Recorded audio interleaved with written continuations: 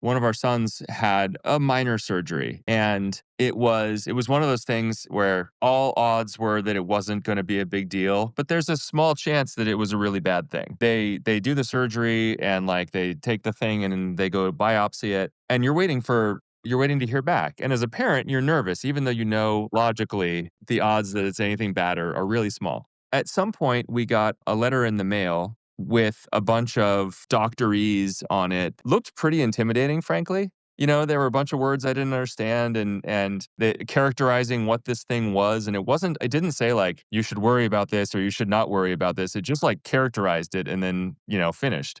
And I couldn't get a hold of the doctor. She was in surgery or something, and there I was like, oh my God, what does this mean? And so I took a picture of it. I put it in ChatGPT and I said, like, should I be worried? And I said, like, can you explain this to me like I'm 5? And Chat did it and it was like, no, this is totally fine. Everything, like nothing to worry about. And I actually ended up not being able to get a hold of the doctor for 72 hours because she was just super busy. That 72 hours would have been a terrible 72 hours for me as a parent if I was just sitting there brooding. And ChatGPT was able to answer it. And that's, us with like access to great healthcare. You think about the impact of this all over the world where people don't have the same access. It's really powerful. And I think that's sort of an underappreciated part of ChatGPT.